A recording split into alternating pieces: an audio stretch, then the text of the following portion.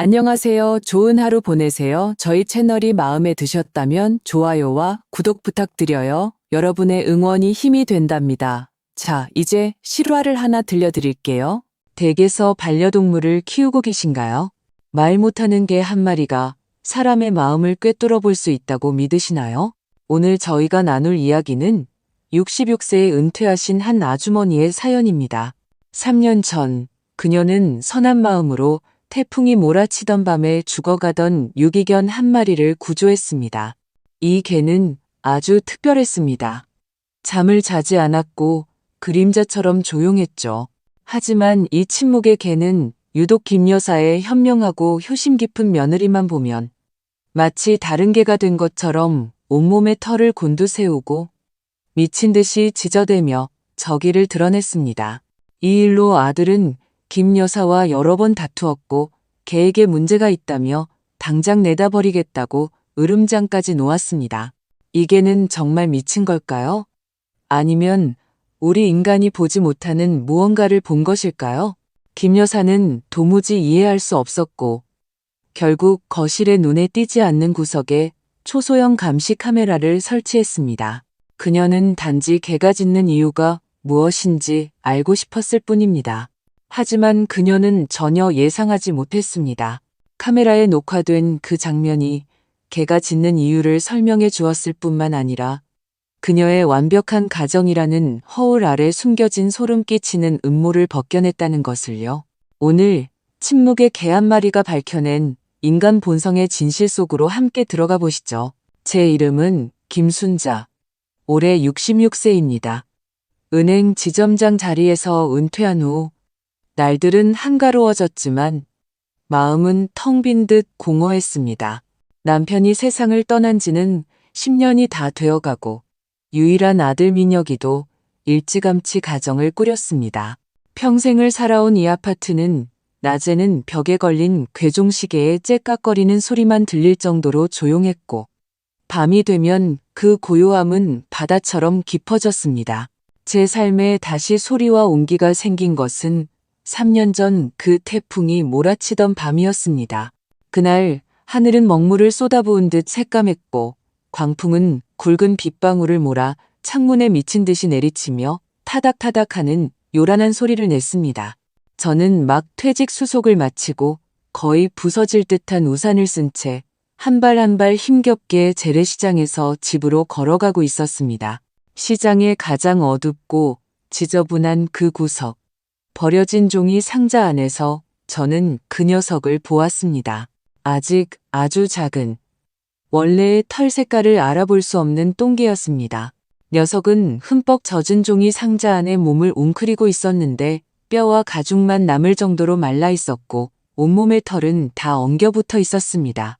뒷다리 하나는 이상한 각도로 뒤틀려 있었고요. 녀석은 저를 보고 피하려 했지만 일어설 힘조차 없었습니다. 그저 목구멍 깊은 곳에서 고양이 울음소리처럼 희미한 신음소리만 낼 뿐이었습니다. 주변 채소 가게 상인들은 혐오스러운 눈빛으로 녀석을 쳐다봤습니다. 아이고, 순자씨. 가까이 가지 마세요. 저게 무슨 병이 있을지 몰라요. 더러워 죽겠네. 맞아요. 누가 다리를 부러뜨려서 저기다 버린 지 며칠 됐대요. 보아하니 살긴 틀렸어. 저는 그 말들을 들으며 마음이 무언가에 찔린 듯 아팠습니다. 저는 몸을 낮추고 어둠 속에서 두려움과 애원으로 가득 찬 그 두 눈을 바라보았습니다. 저는 입고 있던 얇은 외투를 벗어 녀석의 몸에 묻은 흙탕물과 오물을 아랑곳하지 않고 조심스럽게 감싸 안았습니다. 그리고 품에 꼭 안았죠. 그날 밤 저는 집으로 가지 않고 곧장 녀석을 안고 택시를 타고 24시간 운영하는 동물병원으로 갔습니다. 젊은 수의사는 검사를 마친 후 한숨을 쉬며 제게 말했습니다.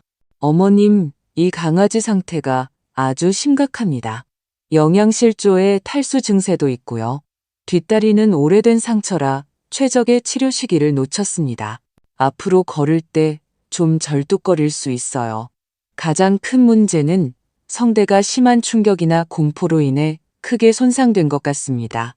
앞으로는 아마 정상적인 개처럼 짖지 못할 수도 있습니다.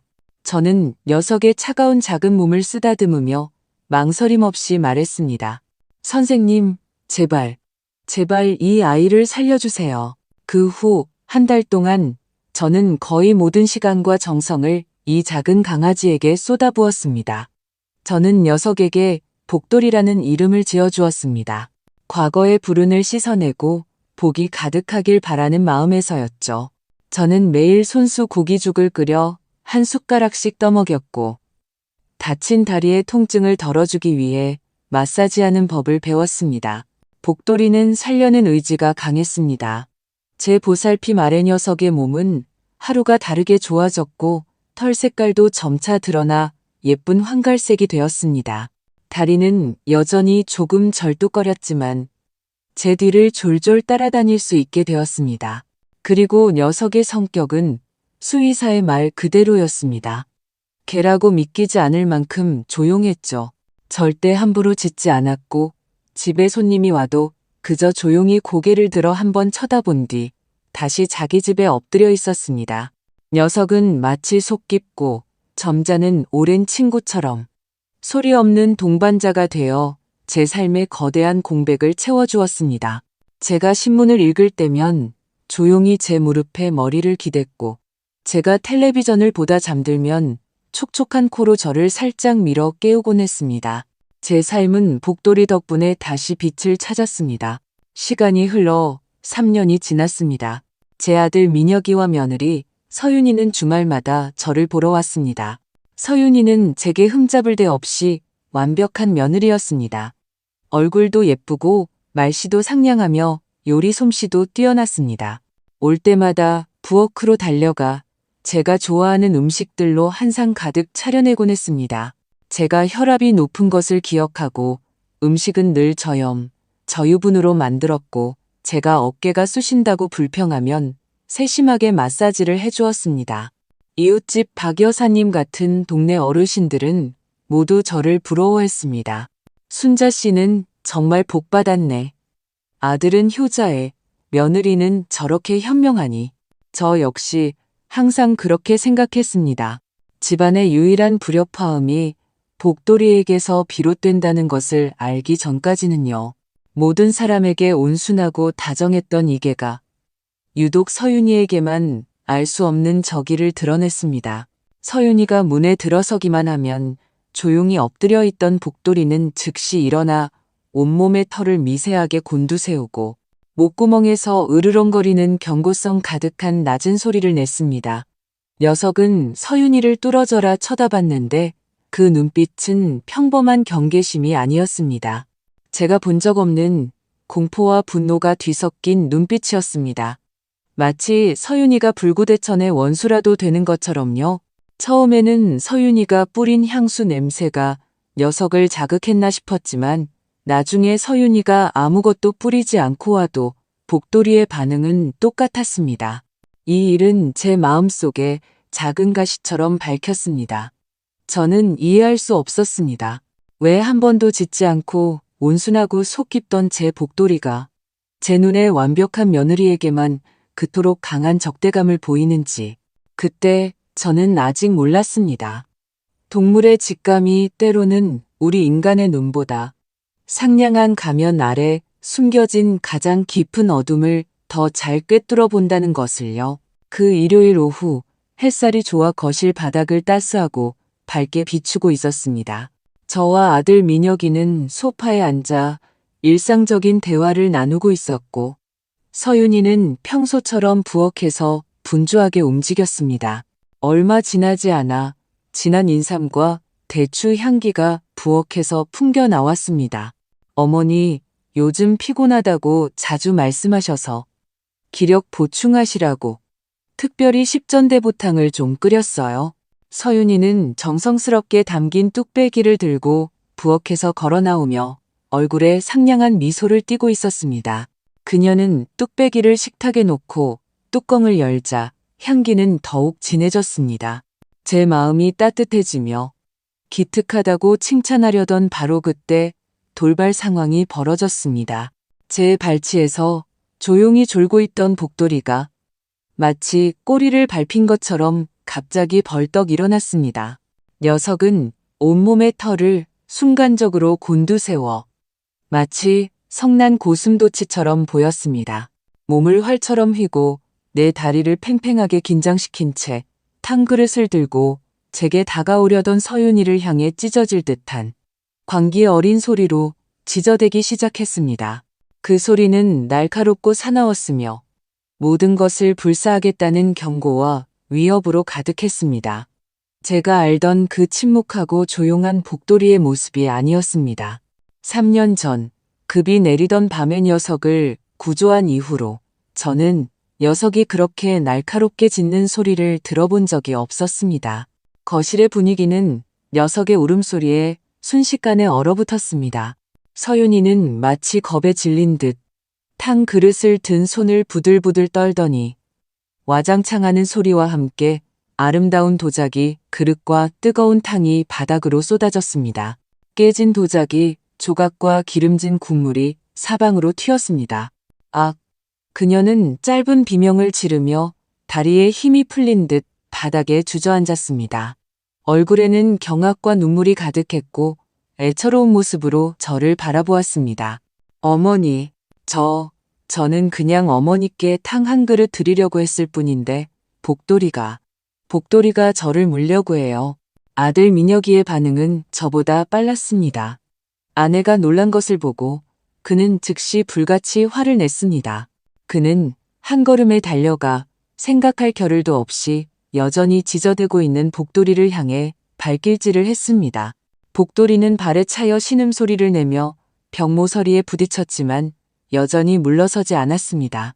비틀거리며 일어나 보호자의 자세로 저와 서윤이 사이에 버티고 섰습니다.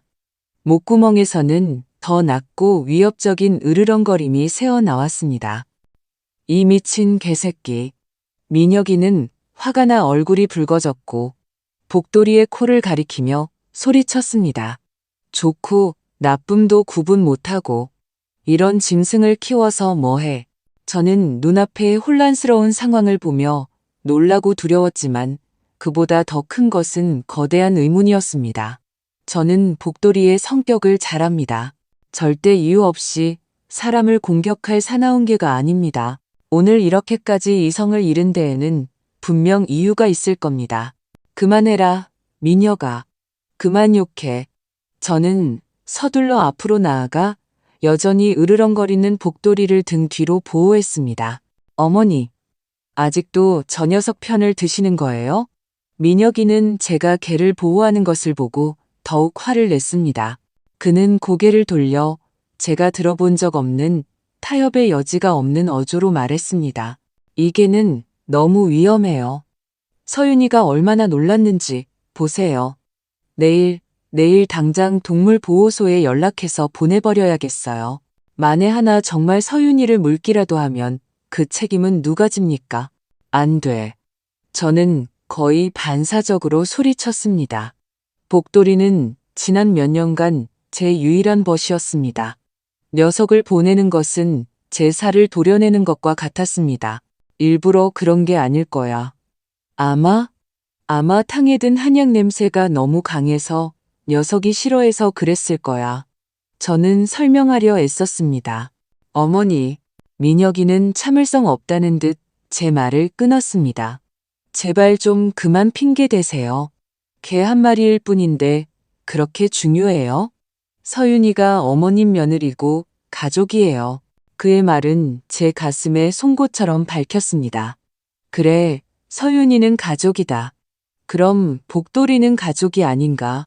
이 3년간의 외로운 세월 동안 진정으로 내 곁을 지켜준 것은 누구였던가? 저는 바닥에 앉아 여전히 조용히 눈물을 흘리는 며느리를 보았고 또 제 뒤에서 저를 지키려 미세하게 떨고 있는 충직한 개를 보았습니다. 마음이 실타래처럼 엉클어졌습니다. 결국 이 다툼은 제 고집으로 일단락되었습니다. 저는 민혁이에게 복돌이를 잘 단속해서 다시는 서윤이 근처에 가지 못하게 하겠다고 약속했습니다.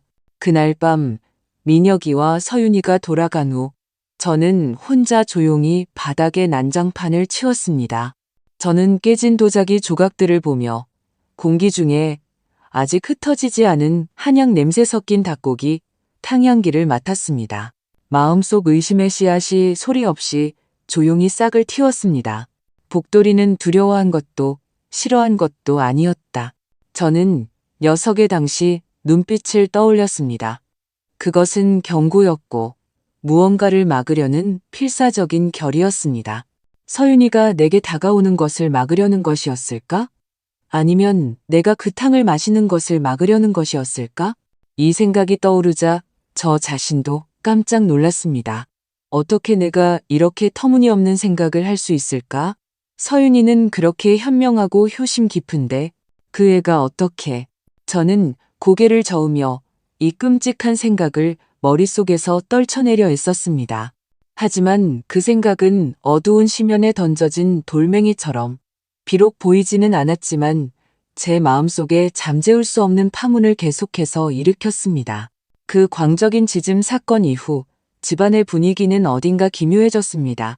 서윤이는 제게 이전보다 더욱 조심스럽게, 심지어는 과할 정도로 잘해주었습니다. 그녀는 더 이상 제가 어떤 집안일에도 손대지 못하게 했고, 올 때마다 보양식을 잔뜩 사들고 와 안부를 물었습니다. 마치 행동으로 자신이 얼마나 완벽한 며느리인지를 증명하려는 듯 했습니다.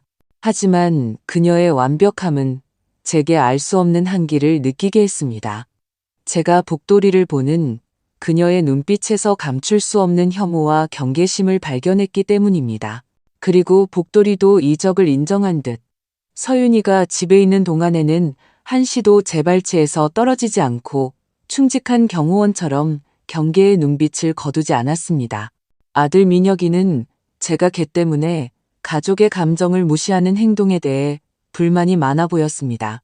그는 입 밖으로 말하지는 않았지만 제가 복돌이와 친하게 지내는 것을 볼 때마다 무심코 입을 삐죽거리거나 깊은 한숨을 내쉬었습니다. 저와 아들 사이에는 개 한 마리 때문에 보이지 않는 벽이 생긴 것 같았습니다.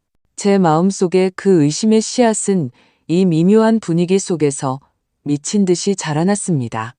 저는 결심했습니다. 제 그 끔찍한 추측을 증명하거나 뒤집기 위해 무언가를 해야만 한다고. 기회는 한 달 후에 다시 찾아왔습니다. 또 다른 주말, 서윤이는 다시 한번 향기로운 심신 안정 보내탕을 끓여왔습니다.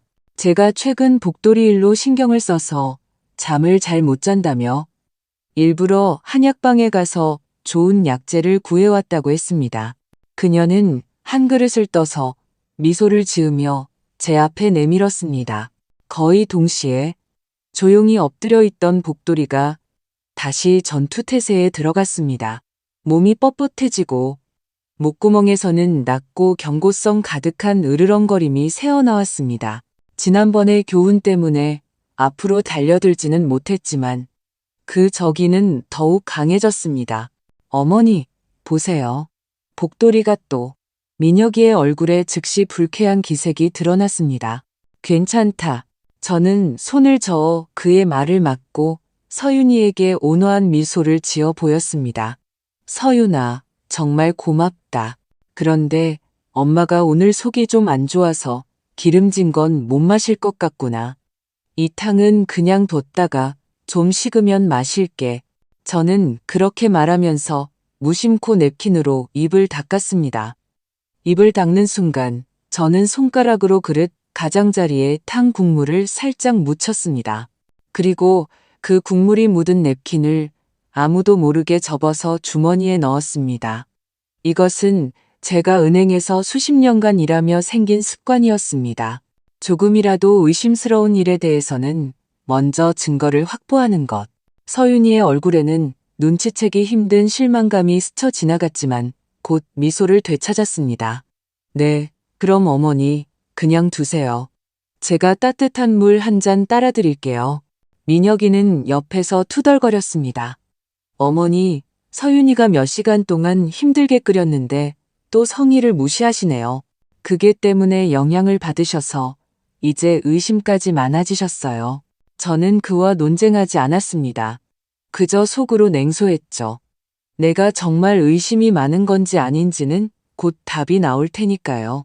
다음 날 아침, 저는 평소 먹던 혈압약을 타러 병원에 가야 한다는 핑계를 대고 숨겨두었던 바싹 마른 냅킨을 밀봉 비닐봉지에 넣었습니다. 저는 늘 가던 병원이 아니라 시내의 다른 대형 종합병원으로 갔습니다. 저는 제 친구의 아들을 찾아갔는데 그는 마침 이 병원 약제 검사실의 부장이었습니다. 저는 사실대로 말할 용기가 없었습니다. 만약 제 생각이 틀렸다면 서윤이의 명예를 망치고 아들과의 관계까지 망칠까 두려웠습니다. 저는 그에게 말했습니다. 김 부장, 미안하네. 좀 번거롭게 됐어. 내가 요즘 한약을 먹고 있는데 자꾸 맛이 이상하고 먹으면 어지러워서 말이야. 혹시 여기에 들어가지 말아야 할 성분이 있는지 검사 좀 해줄 수 있겠나? 김 부장은 흔쾌히 수락했습니다. 그는 제게 전화번호를 남기라고 했고 결과가 나오면 알려주겠다고 했습니다. 병원에서 나온 제 마음은 무겁기 짝이 없었습니다. 저는 제 추측이 틀리기를 바라면서도 그래야만 제가 좋은 며느리를 두었고 단지 제가 예민했을 뿐이라는 것이 증명되니까요. 하지만 마음 깊은 곳에서는 제 추측이 맞기를 은근히 바라고 있었습니다. 그래야만 복돌이의 모든 비정상적인 행동이 설명될 수 있었으니까요. 결과를 기다리는 며칠 동안 저는 몹시 고통스러웠습니다. 저는 서윤이의 여전히 상냥하고 현명한 얼굴을 보면서도 마음속에는 거대한 돌덩이가 짓누르는 것 같았습니다. 저는 심지어 자신을 의심하기 시작했습니다. 내가 정말 늙어서 의심 많고 까다로워진 걸까? 나한테 이렇게 잘해주는 아이를 의심하다니. 목요일 오후 김 부장의 전화가 걸려왔습니다. 전화기 너머 그의 목소리는 전례 없이 엄숙했습니다. 김 여사님, 보내주신 한약 검사 결과가 나왔습니다. 지금 통화 괜찮으십니까? 저는 휴대전화를 쥔 채 베란다로 나가 창문을 닫았습니다. 오후의 햇살은 따뜻했지만 저는 조금의 온기도 느낄 수 없었습니다. 손바닥에는 온통 차가운 땀이었습니다. 김 부장, 말해보게. 듣고 있네. 제 목소리는 메말라 있었습니다. 전화기 너머 김 부장의 목소리는 낮게 깔려 있었지만 한 글자 한 글자가 무거운 망치처럼 제 심장을 내리쳤습니다. 김 여사님, 보내주신 탕 국물 샘플을 정밀 분석했습니다. 일반적인 온보, 원보, 계열의 한약재 성분 외에 저희가 그 안에서 나와서는 안 될 것을 발견했습니다. 그는 잠시 말을 멈추고 용어를 고르는 듯 했습니다. 그것은 올란자핀이라는 이름의 서양 약 성분입니다. 올란자핀? 저는 그 낯선 약 이름에 어리둥절했습니다. 네, 김 부장의 목소리는 더욱 엄숙해졌습니다. 이것은 정신분열증, 즉 조현병 치료에 사용되는 강력한 처방약입니다. 이 약은 반드시 의사의 엄격한 지도하에 복용해야 하고 용량 조절이 매우 엄격합니다. 제 심장이 쿵 내려앉았습니다. 저는 다그쳐 물었습니다. 그럼 정상인이 먹으면 어떻게 되나? 전화기 너머는 몇 초간 침묵이 흘렀습니다. 그리고 그가 말했습니다. 만약 건강한 사람이 장기간 소량의 올란자핀을 복용하면 초기에는 졸음, 반응 둔화, 어지럼증, 무기력증 같은 증상이 나타납니다. 점차 기억력 감퇴, 인지 기능 저하, 비정상적인 체중 증가로 이어지죠. 직설적으로 말하자면 시간이 지나면 정상인도 이 약 때문에 서서히 마치 실어증이나 노인성 치매에 걸린 환자처럼 변하게 됩니다. 그리고 이런 약물성 손상은 비가역적입니다. 비가역적. 저는 이 세 글자를 되뇌며 온몸의 피가 그 순간 모두 얼어붙는 것 같았습니다. 졸음, 반응 둔화, 기억력 감퇴. 이것이 바로 제가 최근 자주 느끼던 상태가 아니었던가? 저는 그저 나이가 들어서 기력이 쇠해서 그런 줄로만 알았습니다.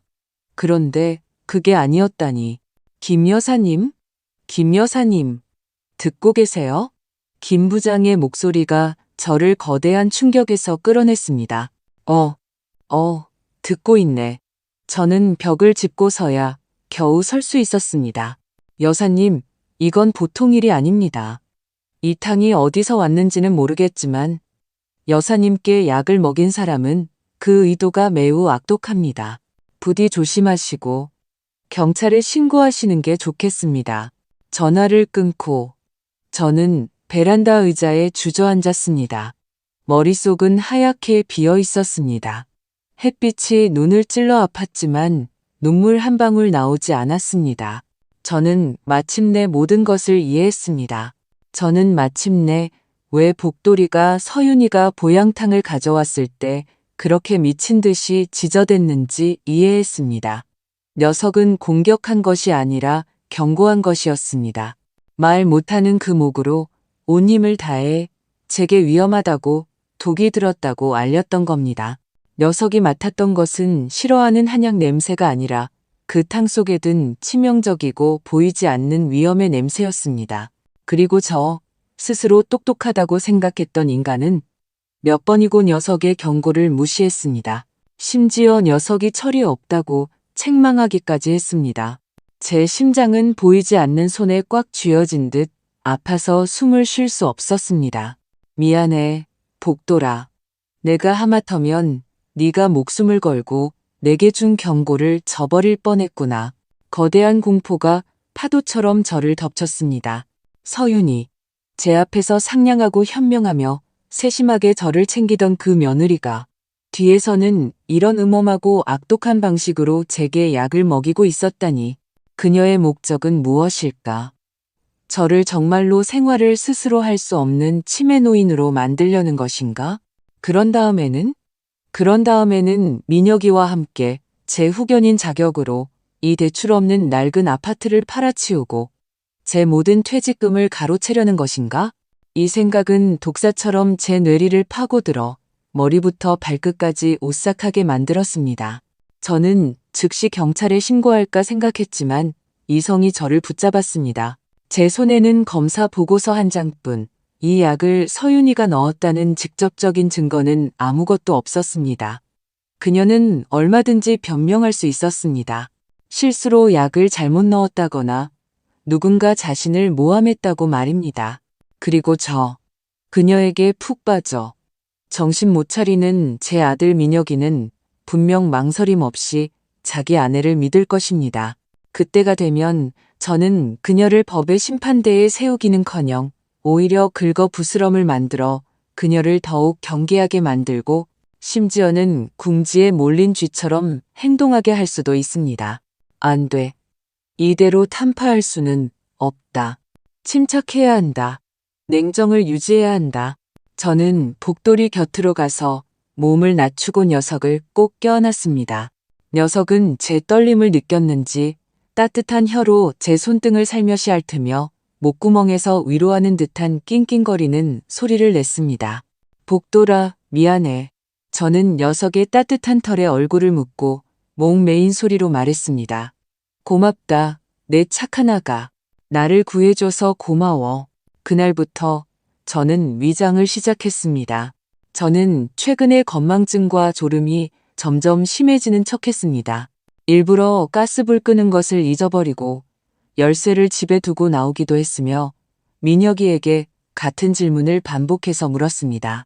민혁이는 제 상태를 몹시 걱정했고 서윤이는 전례 없는 관심을 보였습니다. 그녀는 더 자주 왔고 끓여오는 보양탕도 끊이지 않았습니다. 저는 그녀가 제 앞에 내미는 독약이 든 그 탕을 보며 마음속으로는 얼음장처럼 차가웠지만 겉으로는 감격한 척하며 웃으며 받아들었습니다. 그리고 그녀가 보지 않는 틈을 타 탕을 변기에 버렸습니다. 저는 지금 보이지 않는 적과 줄다리기를 하고 있다는 것을 알았습니다. 그리고 제 유일한 동맹은 제 곁에 있는 이 말 못하는 개뿐이었습니다. 그날 오후 저는 집 근처 가장 번화한 용산 전자상가로 갔습니다. 눈에 띄지 않는 한 가게에서 저는 전자시계로 위장한 초소형 카메라를 샀습니다. 사장님, 이거 조작하기 쉬운가요? 핸드폰으로 실시간으로 볼 수 있나요? 저는 목소리를 낮춰 물었습니다. 아주머니, 걱정 마세요. 이게 제일 적합해요. 전원만 꽂으면 되고 핸드폰에 앱 하나 다운받으면 돼요. 제가 설정해 드릴 테니 집에서 바로 보실 수 있어요. 저는 돈을 내고 그 작은 상자를 제 유일한 구명줄인 양손에 꽉 쥐었습니다. 집에 돌아오자마자 저는 잠시도 지체할 수 없었습니다. 설명서를 보며 시계로 위장한 그 카메라를 거실 TV장 가장 눈에 띄지 않는 구석에 조심스럽게 놓았습니다. 그 위치는 시야가 아주 좋아 거실 전체와 반쯤 개방된 부엌 입구까지 모두 한눈에 들어왔습니다. 저는 핸드폰 앱에 전송되는 선명하고 안정적인 화면을 보며 심장이 마구 뛰었습니다. 저는 심호흡을 하고 핸드폰을 들어 아들에게 전화를 걸었습니다. 저는 제 목소리가 평소보다 더 허약하고 건망증이 심한 것처럼 들리도록 노력했습니다. 민혁아, 어머니? 왜 그러세요? 목소리가 좀 안 좋으신데요. 아들의 목소리에는 걱정이 묻어났습니다. 아니, 아무것도 아니야. 저는 일부러 잠시 멈추고 숨을 골랐습니다. 방금 또 가스불 끄는 걸 잊어버렸나 봐. 물을 끓이다가 다 태워서 온 집에 연기가 자욱했어. 다행히 이웃이 냄새 맡고 문을 두드려줘서 알았지. 사람이 늙으니 정말 소용이 없구나. 뭐라고요? 전화기 너머의 민혁이는 즉시 긴장했습니다. 어머니, 괜찮으세요? 연기 마시진 않으셨고요. 병원에 가보셔야 하는 거 아니에요? 난 괜찮아. 그냥 좀 놀랐을 뿐이야. 저는 계속해서 허약한 목소리로 말했습니다. 민혁아, 엄마가 요즘 상태가 점점 더 심해지는 것 같아. 그저께 장 보러 나갔다가 집에 오는 길을 잃을 뻔했어. 나 좀 무섭다. 전화기 너머는 침묵이 흘렀습니다. 저는 그가 지금 몹시 걱정하고 있을 모습을 상상할 수 있었습니다. 이렇게 하자. 저는 순세를 타서 제 미끼를 던졌습니다. 이번 주말에 너랑 서윤이 둘 다 와서 하룻밤 자고 가라. 엄마 혼자 있으니 마음이 너무 불안해. 네네, 어머니 걱정 마세요. 저희 이번 주 금요일에 퇴근하고 바로 갈게요. 민혁이는 즉시 단호한 어조로 약속했습니다. 전화를 끊고 저는 창밖에 저물어가는 노을을 보며 마음속에 차가운 기운이 스쳤습니다. 금요일 밤 아들 민혁이와 서윤이는 약속대로 왔습니다. 서윤이는 문에 들어서자마자 전례 없는 관심을 보였습니다. 그녀는 제 손을 잡고 걱정 가득한 얼굴로 말했습니다. 어머니, 괜찮으세요? 민혁이한테 듣자 하니 가스 중독될 뻔하셨다고요. 정말 깜짝 놀랐어요. 너무 피곤하셔서 그래요. 기력이 없으셔서. 괜찮아요. 제가 왔으니까 내일 제가 제일 좋은 심신 안정탕 끓여서 허허 몸보신 시켜드릴게요. 저는 그녀의 걱정 가득한 얼굴을 보며 속으로 냉소했지만 겉으로는 감동하고 건망증이 심한 척하며 그녀의 손을 잡고 말했습니다. 그래. 역시 서윤이가 제일 마음이 곱구나. 내가 좀 피곤해서 먼저 방에 들어가서 좀 누워야겠다. 네, 어머니. 어서 들어가서 쉬세요. 저녁 준비되면 부를게요. 저는 침실로 들어가 문을 닫고 즉시 침대 머리맡 서랍에서 다른 예비 핸드폰을 꺼내 시계로 위장한 감시 카메라 앱을 켰습니다. 거실의 화면이 스크린에 선명하게 나타났습니다. 저는 서윤이가 가져온 가방에서 익숙하게 작은 흰색 약병을 꺼내는 것을 보았습니다. 그녀는 경계하며 제 닫힌 방문을 한번 쳐다보고 식탁으로 가서 거실에 등을 진 채 익숙하게 흰색 알약 몇 개를 휴지에 쏟아 컵 바닥으로 곱게 빻았습니다. 제 심장이 목구멍까지 차올랐습니다. 그녀는 그 가루를 들고 부엌의 감시 카메라 사각지대로 들어갔습니다. 저는 그녀가 그 독약을 소위 심신 안정탕이라는 것에 넣고 있다는 것을 알았습니다. 잠시 후 그녀는 부엌에서 걸어 나왔고 얼굴에는 다시 그 상냥한 미소가 걸려 있었습니다. 바로 그때 제 침실 문 앞에 조용히 엎드려 있던 복돌이가 소리 없이 일어났습니다. 그는 검은 유령처럼 부엌 문 앞으로 다가가 안에서 분주하게 움직이는 서윤이를 향해 목구멍에서 낮고 경고성 가득한 으르렁거리는 소리를 냈습니다. 감시 카메라 화면 속에서 서윤이의 몸이 확연히 굳어지는 것이 보였습니다. 그리고 다음에 일어난 장면은 제 온몸의 피를 얼어붙게 했습니다. 저는 서윤이가 몸을 돌려 얼굴의 상냥한 표정이 순식간에 사라지고 제가 본 적 없는 극도로 악독하고 흉측한 냉소로 바뀌는 것을 보았습니다. 그녀는 복도리를 보며 소리 없이 입모양으로 몇 글자를 말했습니다.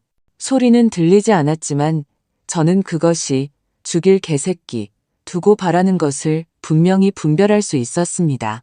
그러고 나서 그녀는 갑자기 무언가 생각난 듯 눈빛을 돌려 냉동실에서 제가 복돌이에게 간식으로 주려고 준비해둔 생고기 몇 점을 꺼냈습니다. 그녀는 거실로 돌아와 다시 그녀의 실내복 다른 주머니에서 작은 누런 종이로 싼 꾸러미를 꺼냈습니다. 그녀는 꾸러미를 열어 그 안에 흰 가루를 생고기 한 점 한 점에 꼼꼼하고 균일하게 뿌렸습니다. 제 심장이 미친 듯이 뛰기 시작했습니다. 저건 뭐지? 수면제인가? 아니면 더 끔찍한 것인가?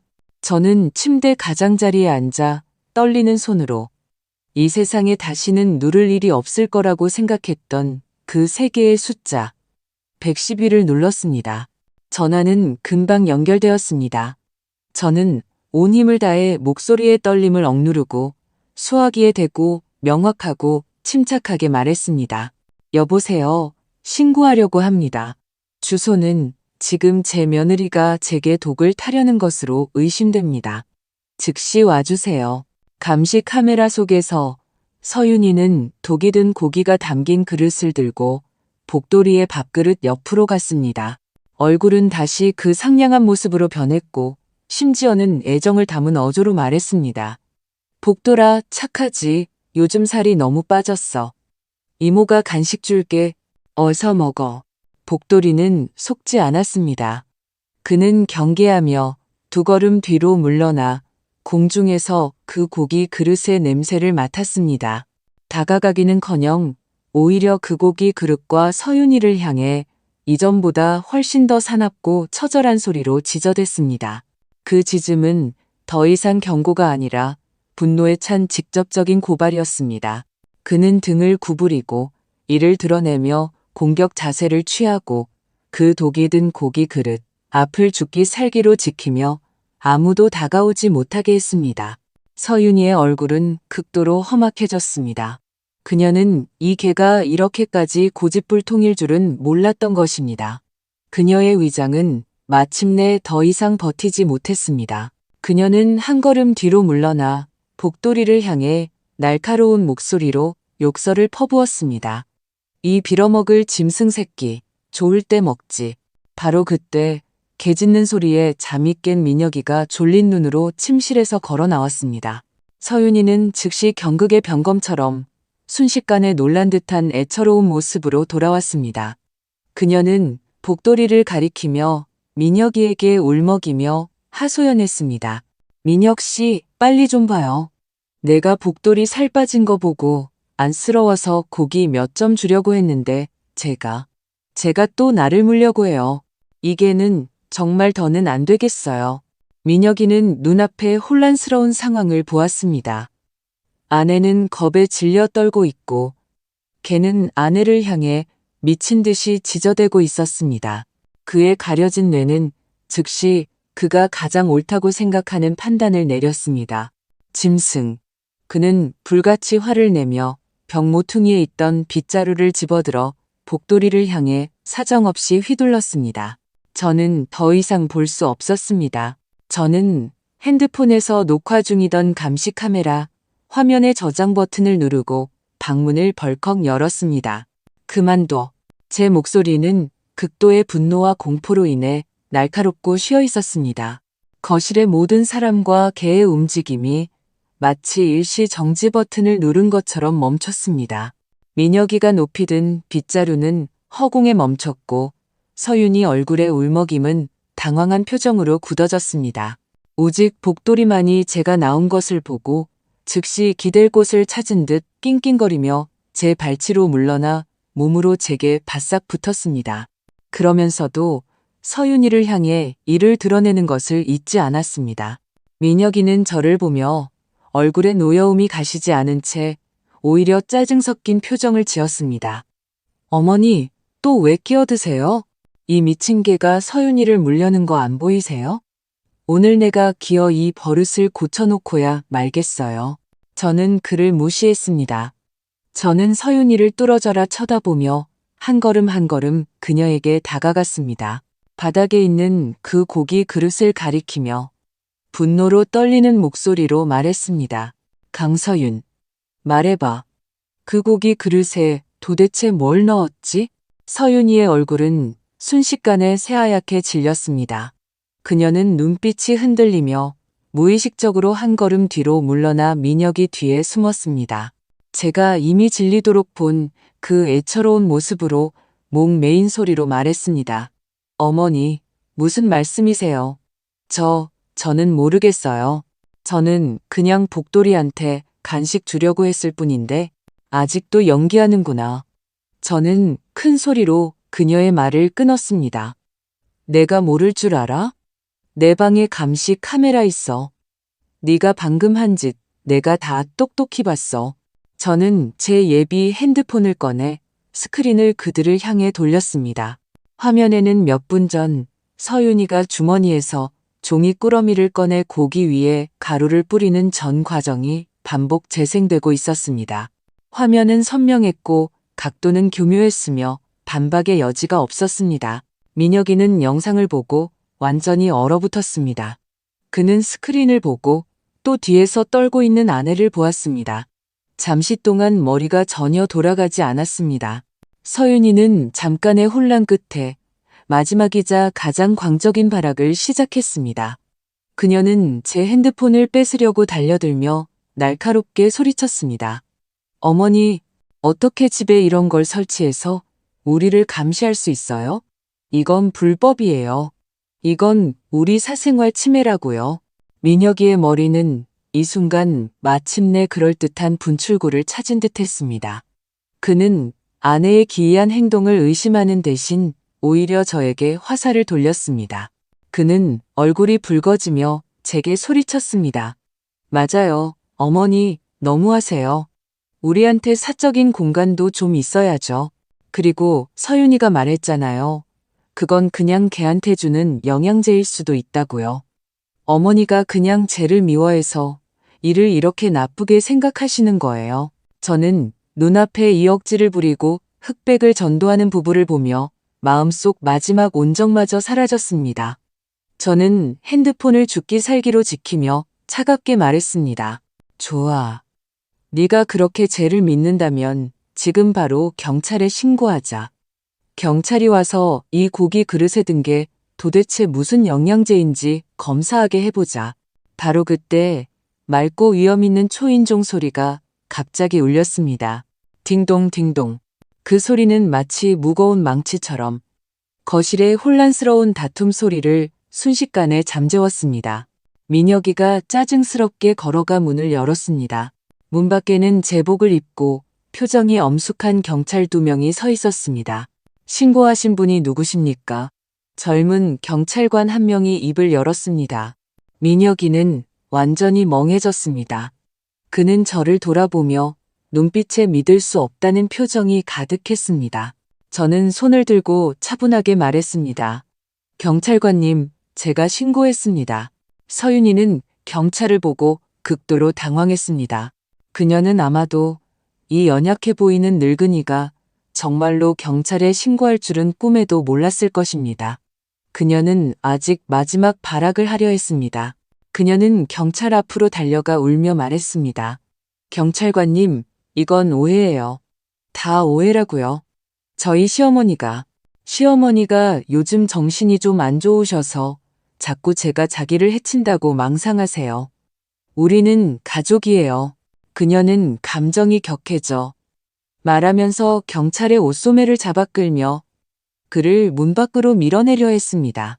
그녀의 동작이 너무 컸던 그 순간 예상치 못한 숙명적인 사고가 발생했습니다. 작은 흰색 약병 하나가 그녀의 헐렁한 실내복 주머니에서 소리 없이 미끄러져 나왔습니다. 쨍하는 맑은 소리와 함께 그 작은 약병은 빛나는 타일 바닥에 떨어져 두 번 튀더니 대구르르 굴러 경찰관의 발치에 멈췄습니다. 시간은 그 순간 멈춘 듯 했습니다. 모든 사람의 시선이 그 작고 이곳에 있어서는 안 될 약병에 집중되었습니다. 약병의 라벨은 굴러가면서 마침 정면을 향해 있었습니다. 그 위에 인쇄된 몇 개의 검은 글자가 거실의 밝은 조명 아래 선명하게 보였습니다. 올란 잡힌. 서윤이는 사람들의 시선을 따라갔습니다. 그 약병을 보았을 때 그녀의 얼굴에서 모든 핏기가 순간에 사라졌습니다. 그녀의 몸이 흔들리더니 마치 모든 힘이 빠져나간 듯 했습니다. 죽음과 같은 정적. 젊은 경찰관은 동료와 눈빛을 교환했습니다. 그의 눈빛은 비상하게 엄숙해졌습니다. 그는 침착하게 근무용 장갑을 끼고 허리를 굽혀 그 치명적인 약병을 조심스럽게 집어들었습니다. 그리고 그는 고개를 들어 잿빛이 된 서윤이를 보며 이 일을 제기할 수 없는 공식적인 어조로 말했습니다. 강서윤 씨, 어머님께서 망상을 하시는지 여부는 저희가 지금 당장 확인할 수 없습니다.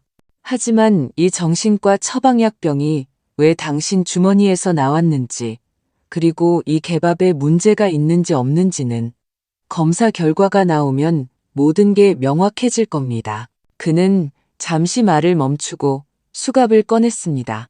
지금 저희와 함께 경찰서로 가서 조사를 도와주셔야겠습니다. 경찰서의 조명은 눈이 시리도록 하얗고 사람의 마음을 불안하게 했습니다. 서윤이는 경찰서로 연행되어 조사를 받았습니다. 물증의 검사 결과가 나오려면 시간이 필요했고 그녀가 10분 부인하며 약병은 친구 것을 대신 받아준 것이고 고기 속 가루는 애완동물 영양제라고 반복해서 주장했기 때문에 증거 불충분으로 몇 시간의 조사를 받은 후 일단 석방되어 소환을 기다리게 되었습니다. 저와 민혁이는 신고인과 관계인으로서 불려가 상세한 조사를 받았습니다. 저는 제 맞은편에 앉은 넋이 나가고 눈빛이 텅 빈 아들을 보며 마음속에 조금의 복수심도 들지 않았습니다. 오직 끝없는 슬픔만이 있었습니다. 집으로 돌아오는 길에 민혁이는 한마디도 하지 않았습니다. 그는 마치 영혼이 빠져나간 껍데기처럼 그저 묵묵히 운전만 했습니다. 그날 밤 서윤이는 집에 돌아오지 않았습니다. 그녀는 민혁이에게 친정에 가서 며칠 마음을 좀 가라앉히겠다는 문자를 보냈습니다. 저는 그녀가 대책을 논의하러, 심지어는 도주를 준비하러 갔다는 것을 알았습니다. 그 후 며칠 동안 집은 죽음과 같은 고요함에 잠겼습니다. 민혁이는 며칠 휴가를 내고 하루 종일 방에 틀어박혀 먹지도 마시지도 않았습니다. 제가 탕을 끓여 문 앞에 가져다 놓아도 그는 문을 열지 않았습니다. 저는 그가 그의 전반생을 뒤엎을 만한 이 거대한 사기극을 소화할 시간이 필요하다는 것을 알았습니다. 사흘 후 검사 결과가 나왔습니다. 경찰관이 직접 전화를 걸어 제게 알려주었습니다. 그의 목소리는 엄숙했습니다. 김 여사님, 결과가 나왔습니다. 복도리의 그 고기에는 중소형견에게 치명적인 상해를 입힐 수 있는 고농도의 수면제 성분이 포함되어 있었습니다.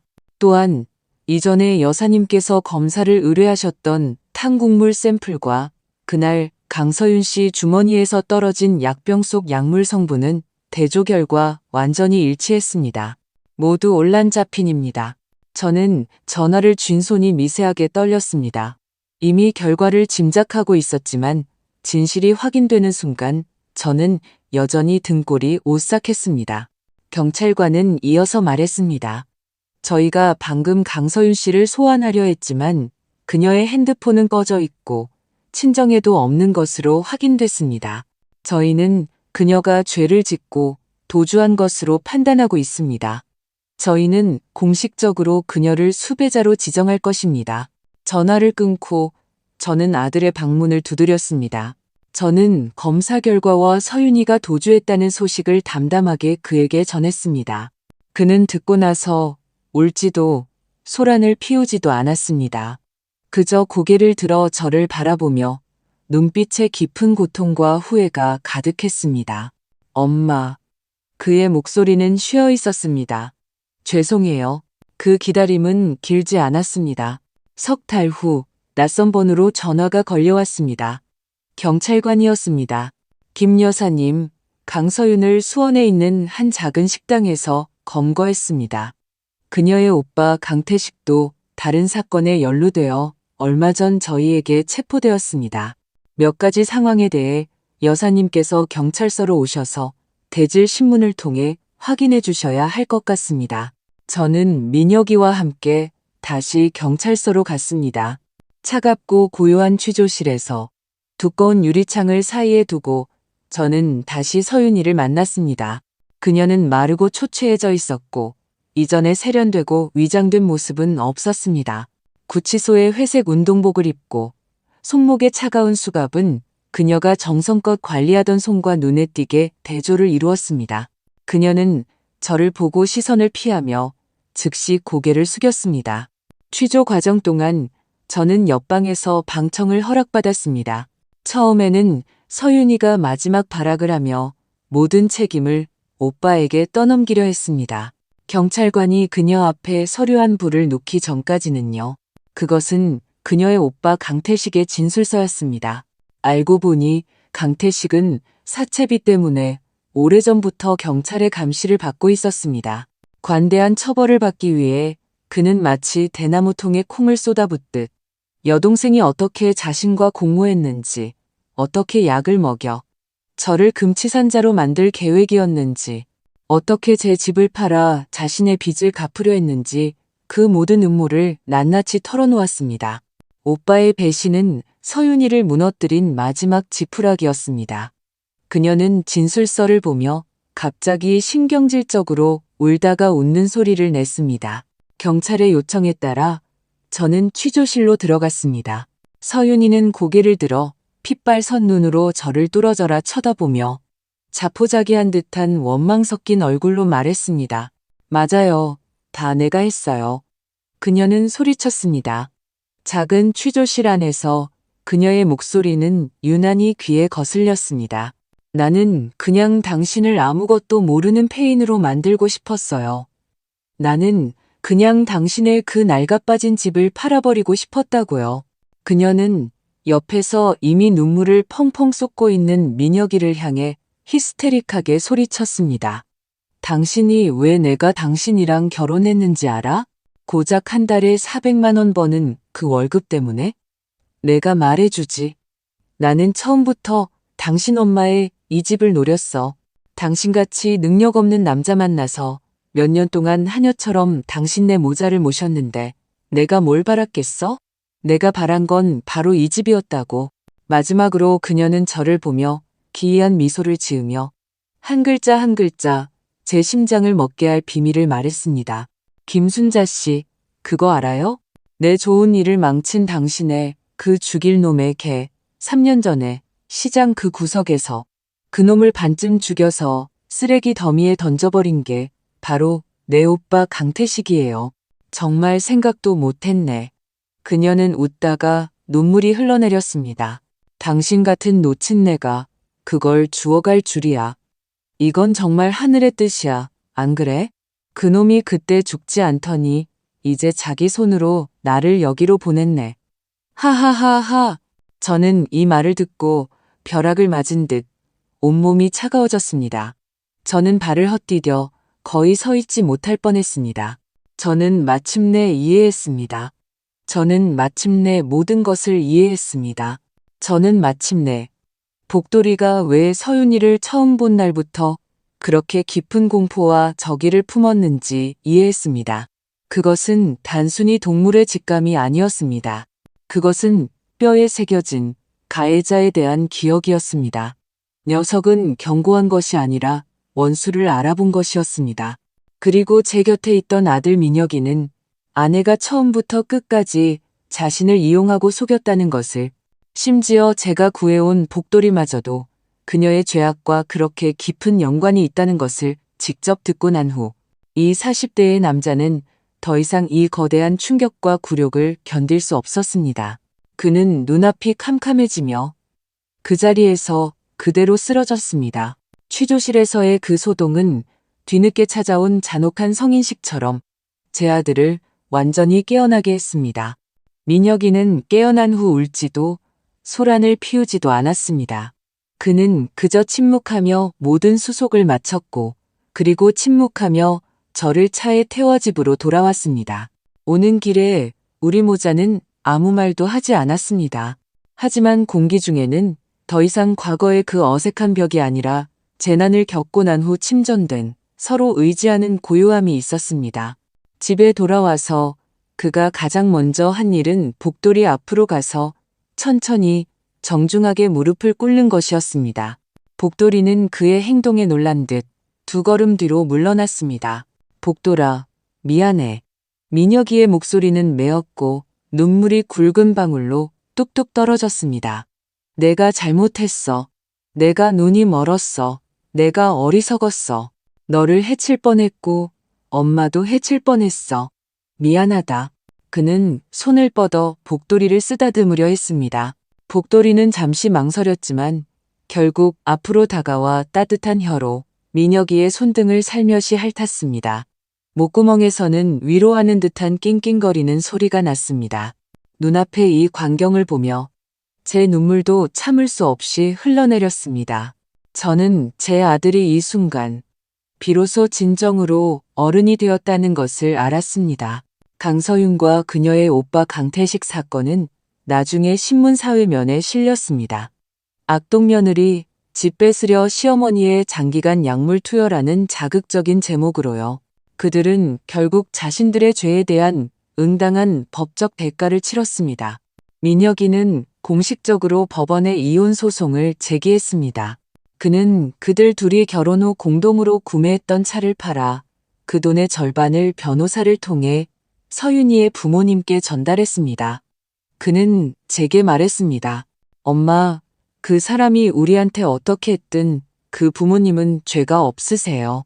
이건 제가 그 사람 대신 마지막으로 해드리는 효도라고 생각해요. 그렇게 말하는 것을 듣고 저는 제 아들이 어른이 되었을 뿐만 아니라 제가 그에게 바랐던 선량함을 간직하고 있다는 것을 알았습니다. 집안의 생활은 서서히 평온을 되찾았지만 모든 것이 달라졌습니다. 민혁이는 마치 지난 40년의 부재를 메우려는 듯 아들로서의 책임을 지기 시작했습니다. 그는 잦은 접대가 필요했던 원래 직장을 그만두고 집에서 가까운 곳에 직장을 구해 매일 정시에 퇴근했습니다. 그는 요리를 배우기 시작했고 비록 부엌을 엉망으로 만들 때가 많았지만요. 그는 집안일을 배우기 시작했고 비록 씻은 그릇이 여전히 기름기가 있었지만요. 그는 서툴렀고 심지어는 엉망이었지만 저는 한마디의 꾸지람도 하지 않았습니다. 저는 앞치마를 두른 그의 더 이상 늠름하지는 않지만 더없이 든든한 뒷모습을 보며 마음속에 전례 없는 따뜻함과 만족감을 느꼈습니다. 가장 신기한 것은 복돌이의 변화였습니다. 서윤이가 떠난 후 그는 마치 3년 동안 짊어졌던 무거운 방어와 경계심을 완전히 내려놓은 듯 했습니다. 그는 더 이상 항상 경계하며 구석에 엎드려 있지 않고 거실 한가운데에 네 발을 하늘로 향하고 누워 부드러운 배를 드러내고 나른하게 햇볕을 쬐곤 했습니다. 그의 눈빛도 과거의 우울함과 경계심에서 맑고 활기차게 변했습니다. 어느 날 우체부가 우편물을 배달하러 초인종을 눌렀습니다. 베란다에서 졸고 있던 복돌이가 갑자기 일어나 꼬리를 흔들며 문 쪽을 향해 멍멍 하고 2번 짖었습니다. 그 소리는 맑고 우렁찼으며 기운 넘치는 쾌활함으로 가득했습니다. 저는 멍해졌습니다. 민혁이도 멍해졌습니다. 우리는 서로를 마주보고 웃었습니다. 알고 보니 녀석은 짖지 못하는 게 아니었습니다. 그는 단지 모든 소리를 지키고 경고하는 데 썼을 뿐입니다. 위험이 사라지자 그는 마침내 평범하고 행복한 개처럼 사소한 일에 마음껏 소리내어 짖을 수 있게 된 것입니다. 또 다른 햇살 찬란한 오후, 저와 민혁이는 복돌이를 데리고 공원에 산책을 갔습니다. 복돌이는 잔디밭에서 마음껏 뛰어다녔습니다. 다쳤던 그의 뒷다리는 여전히 조금 절뚝거렸지만 달리는 모습은 생명의 힘으로 가득했습니다. 저는 그를 보며 감회가 새로웠습니다. 3년 전 그 비바람 몰아치던 밤, 저의 한순간의 선한 마음이 시장 구석에서 이 죽어가던 작은 개에게 다시 태어날 기회를 주었습니다.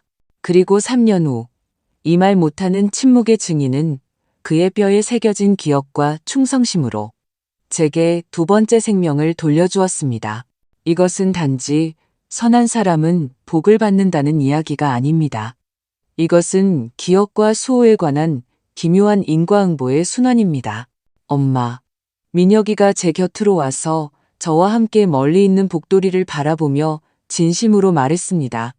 예전에는 제가 엄마랑 복돌이를 키운다고 생각했어요. 이제야 알았어요. 사실은 줄곧 복돌이가 우리를 지켜주고 있었다는 걸요. 그는 잠시 말을 멈추고 낮은 목소리로 말했습니다. 고맙습니다. 그때 그 아이를 구해주셔서요. 그리고 우리 가족을 구해줘서 고맙다, 복돌아. 저는 웃었습니다. 햇살이 나무십 사이로 얼룩덜룩하게 제 얼굴에 쏟아졌습니다. 그리고 제 곁에 있는 마침내 책임을 알게 된 아들의 얼굴에도 저 멀리 잔디밭에서 즐겁게 뒹굴고 있는 우리 집의 가장 충직한 수호자의 몸 위에도 쏟아졌습니다. 저는 압니다. 어떤 상처는 영원히 완전히 아물지 못할 수도 있습니다. 하지만 가족이 곁에 있고 선량함이 마음속에 있으며 그 침묵의 수호자가 발치에서 졸고 있는 한 삶은 언제나 다시 시작할 희망이 있다는 것을요. 오늘 이 실제 사례는 여기까지 나누도록 하겠습니다. 김 여사님의 3년 전 무심코 한 선행이 결국 자신의 생명을 구하는 열쇠가 되었습니다. 그리고 복돌이라는 이 말 못하는 반려동물은 가장 본능적인 충성심으로 완벽한 며느리의 가면을 벗겨냈습니다. 이 모든 과정을 보고 나니 시청자 여러분의 마음도 매우 복잡하실 거라 생각합니다. 우리는 묻지 않을 수 없습니다. 며느리 강서윤의 모습에서 우리는 인간의 탐욕을 보았을까요? 아니면 현실에 내몰린 끝에 광기를 보았을까요? 그리고 남편이자 아들인 이민혁의 맹목적인 믿음과 어리석음은 이 비극에서 얼마나 큰 책임을 져야 할까요? 만약 그가 조금 더 일찍 시비를 가릴 수 있었다면 이 모든 것을 피할 수 있었을까요? 가장 깊이 생각하게 하는 점은 만약 김 여사님 댁에 복돌이라는 이 침묵의 증인이 없었다면 그녀의 결말은 어떠했을까요? 생각할수록 소름이 돋습니다. 이 사례는 우리에게 인간성의 가장 어두운 면을 보여주었지만 동시에 종을 뛰어넘는 가장 순수한 충성과 수호를 느끼게 해주었습니다. 오늘 이 사례에 대해 여러분은 어떻게 생각하시나요? 이민혁 씨처럼 맹목적인 믿음을 가진 가족을 마주했을 때 김 여사님처럼 함정을 파서 증거를 잡는 방법 외에 다른 더 좋은 소통 방식은 없을까요? 여러분身边에도 이렇게 영리하고 주인을 지킬 줄 아는 반려동물이 있나요? 아래 댓글창에 여러분의 생각과 경험을 남겨주세요. 여러분의 모든 의견이 가정의 어려움에 직면한 분들에게 도움이 될 수 있습니다. 저희 콘텐츠에 공감하신다면 구독 버튼을 누르는 것을 잊지 마시고 이 깊은 울림을 주는 사연을 널리 공유해 주시기 바랍니다. 댓글창에서 여러분의 고견을 기다리겠습니다.